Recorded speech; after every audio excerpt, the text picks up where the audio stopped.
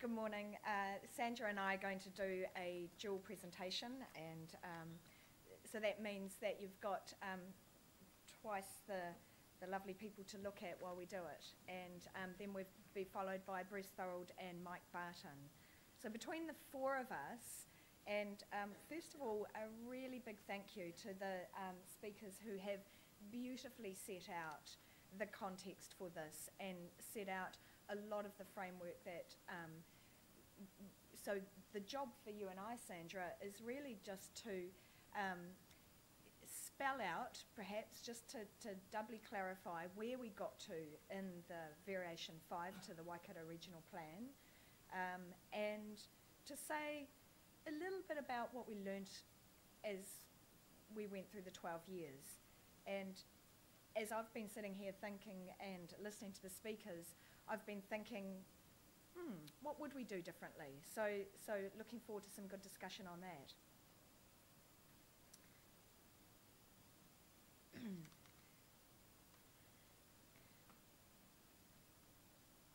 This is Bruce has got a map showing the catchment, but I just want you to focus on the pale green. That very pale green is the primarily pastoral land. So just to give you a bit of context about the project, started in around about 2000, has only very recently been made operative, very long process.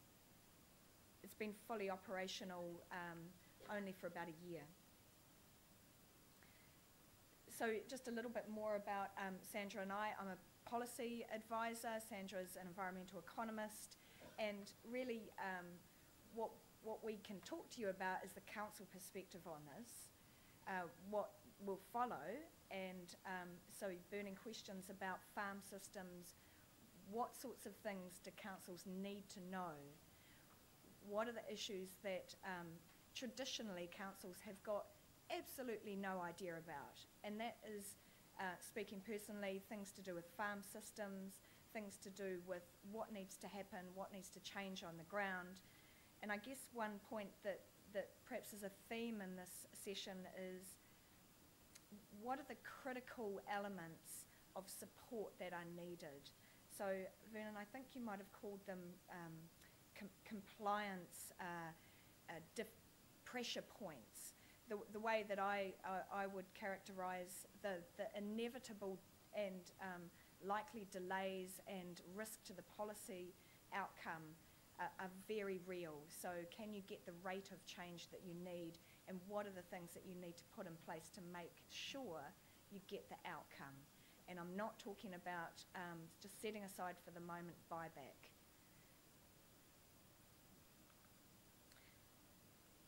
We're going to take a little tour. Here we are at the top of the catchment, water draining from the central mountains, some of it redirected through the Tongariro power diversion scheme. Very large, deep lake, 30 by 40 kilometres. You can get a little sense here of the incredible clarity, and yes, this is courtesy of the Lake Taupo Tourism Board, and see the incredible horizontal clarity, more than 10 metres in the deep water site.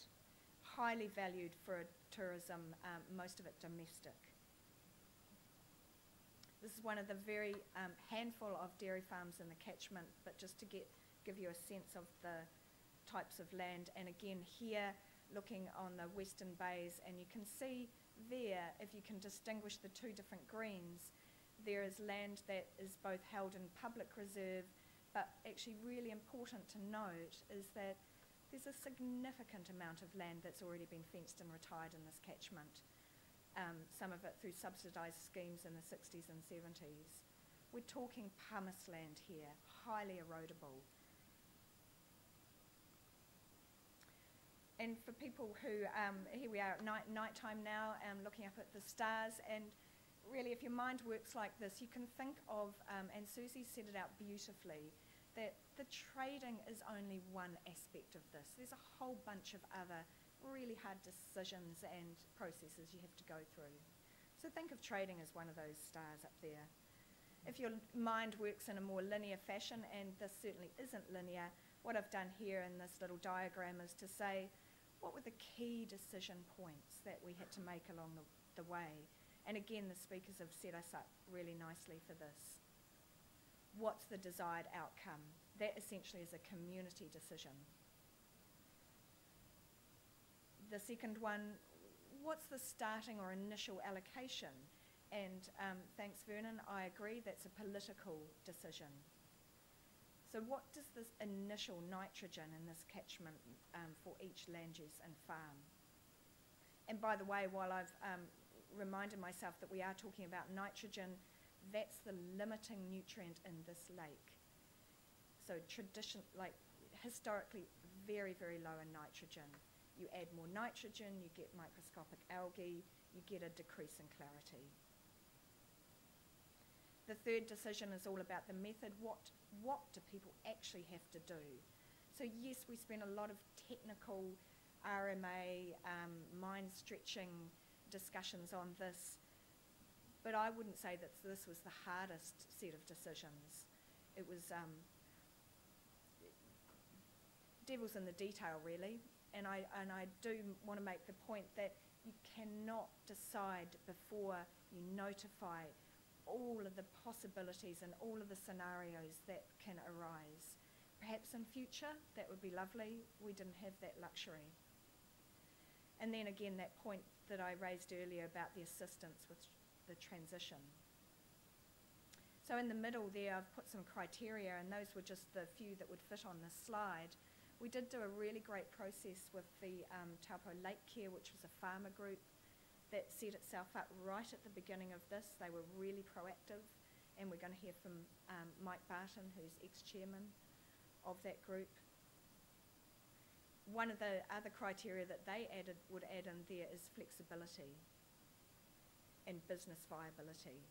So when you're thinking about all the possible variations and options for where you can get to when you're coming to a set of rules and a plan, I think it's really important to have decision criteria set out before you get there, because how else are you going to weigh one option up against another? So that's where we got to, and we've already heard a little bit about this. So it's a cap. The farm level cap is grandparented or historic leaching. In the rules, that's set out as a choice of your best year between the years 2001 and 2005.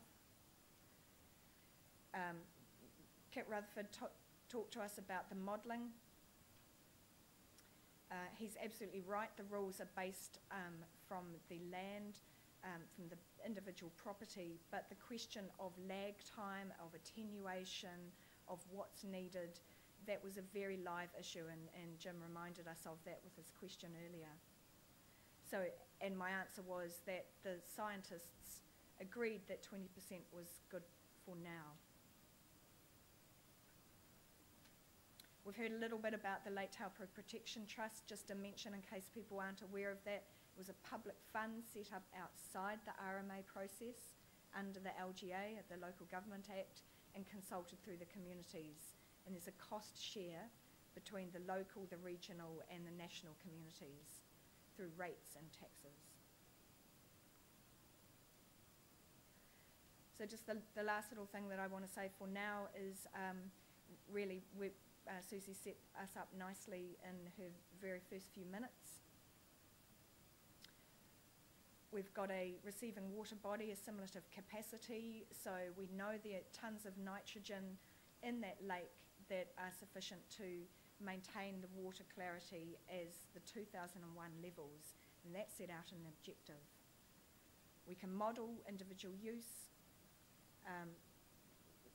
Vernon's reminded us a little bit about the RMA, and through holding a consent, and it's a controlled activity consent, and the way that the rules are set up, that you have to own land to be able to trade nitrogen through a consenting regime. So you trade nitrogen, you